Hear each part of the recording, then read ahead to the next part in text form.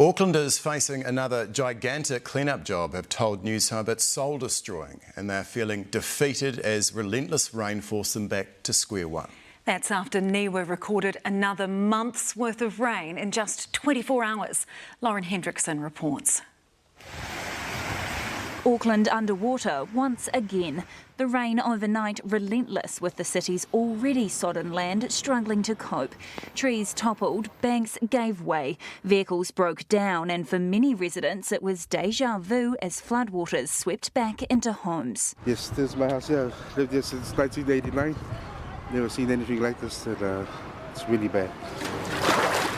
The dairy owner spent the morning trying to salvage items at his store in Mount Roskill. I managed to open yesterday, and then it's happened again today.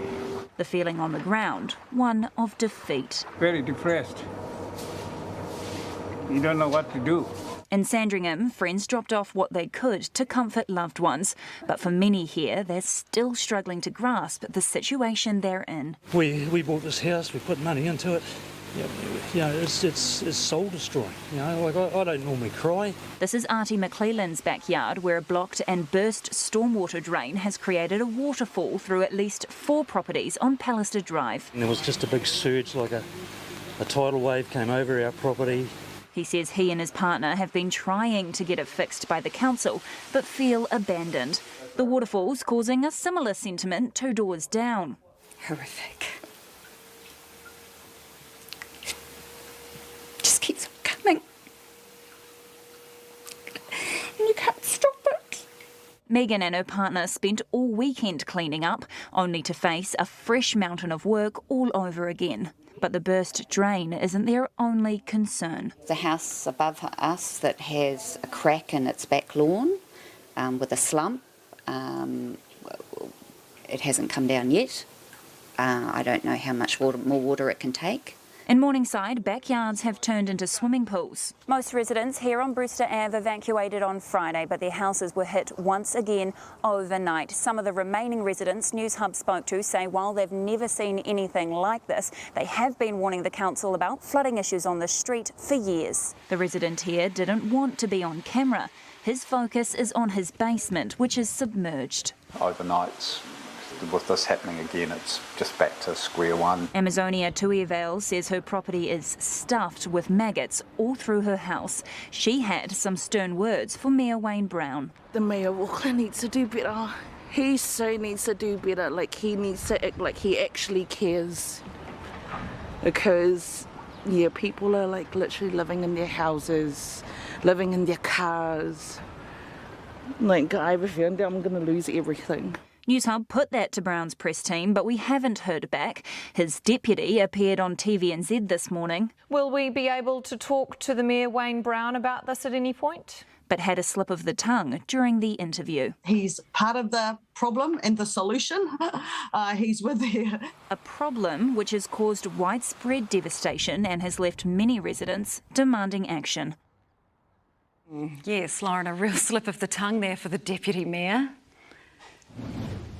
Yeah, well, the deputy has since said she's devastated about how that came out, and what she was trying to say was Brown was aware of the problem and is part of the solution. Now, Brown himself has admitted there have been communication issues during this response and that will be better, but Newshub has since learned in a leaked email that Brown tried to shut down and stop other councillors from speaking out about the response, from speaking out about the leadership, stressing that there should really just be one united voice. But as you can imagine, Sam, that has not gone down well with other councillors that Newshub spoke to, with one calling it ludicrous. Well, Lauren, how has the council responded to the criticism that it hasn't coped? Well, the council says that Auckland's stormwater system simply was not designed to cope with such intense rainfall in such a short space of time. It says it is responding to well over 1,000 requests for service, and while it is getting to those as quickly as it can, the clean-up is expected to take several weeks. Lauren, tēnā koe. Slips have continued to tear through roads in hillside suburbs of West Auckland, sending cars into the sea and leaving houses teetering on the edge of cliffs. New residents say the devastation is hard to fathom, while long-term locals say they've never seen anything like it. They spoke to Nick Trubridge. Welcome to Paturoa Road, a treacherous hillside stretch of Titirangi teetering on the edge. It's not a view you really want when you realise what it means. Barry Griffith's home sits at the top of one of these monster landslides, his new unwelcome view created by a slip that's eaten 10 metres out the front of his section. He only moved in 4 months ago. It's shocking, summarising it, that 4 months and we might even lose our house. So it's not ideal. His section's now less than a metre from a cliff face. But our fear was it would just keep taking metres away because you can see it's still water running down there. Just down the road from Barry's, the street has almost disappeared. Parts of Paturoa Road have literally crumbled into the sea. Residents here tell us they're used to slips in these parts, but nothing quite like this, which is completely blocking access up the hill.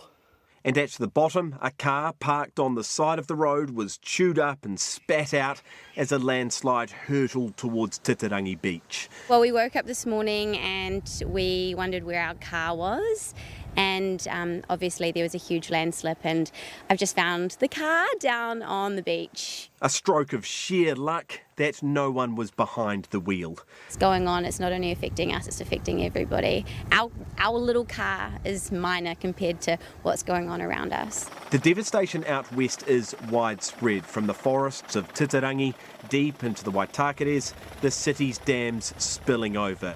On Otatori Bay Road, this carport and car were ripped from the hillside, smashing into the red stickered house below. We're told the occupants were home. They made a lucky escape, but some who remain now live in fear. You just don't know when the changes are going to come. You sort of can't relax. And I think that's what's really upsetting all the people on the street. They just feel unnerved. Del McFarlane-Scott has lived in Titirangi for decades. She lives opposite Paturoa Road, acting as a spotter for friends whose homes are dangerously close to the cliff. Never, ever, ever have we ever seen anything like this before. It's just quite horrific. A community literally living on the edge. The worst of the weather has passed. The devastation's just coming to light. Nick Trubridge, Newshub. Northland's state of emergency has been lifted after it escaped the worst of the wild weather. However, there were still areas of surface flooding around the region, slips and downed trees. And another slip has meant the main route north at the Brynderwyns will stay closed until at least tomorrow. Ashley Yates has the story. It's drought that farmers are normally concerned about over summer. Not this. Maize submerged underwater that's already been replanted twice since October due to flooding. We thought it was going to be quite a bit worse than what we actually got. The water started to rise on Todd Imerson's farm in Otonga, just north of Hikurangi, on Sunday. But floodwaters were topped up during Northland's latest bout of heavy rain that ended this morning. That's going to have a huge effect on not only our cash flow immediately with the costs involved, but winter feed going through the winter. So it'd probably mean buying in more imported feed to support our system that we're running here. In a normal year, his property might flood a handful of times, but this year that number exploded. Probably had a total of about close to 20 floods since the 1st of June.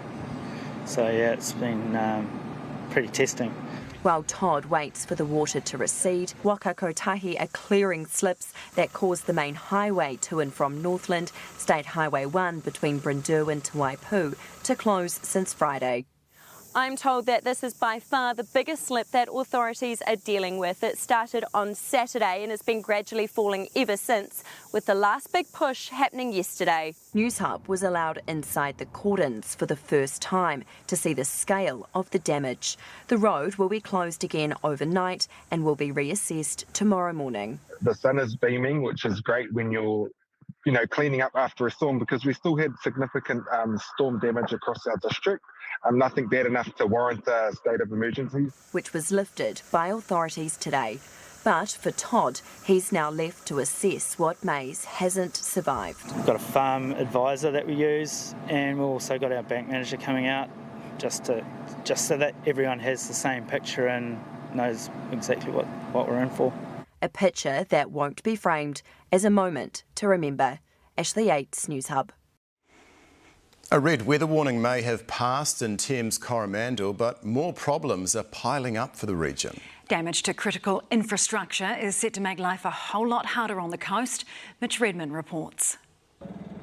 It's been a summer like no other for Thames Coromandel. We are in uncharted territory. We've never been this wet in terms of the catchments before. A slip in Thornton Bay first thing this morning forced a 95-year-old to evacuate his home. Tons of sludge entered the living room. It's one of 3 properties now facing an uncertain future. You have a hilly landscape like we have around the peninsula.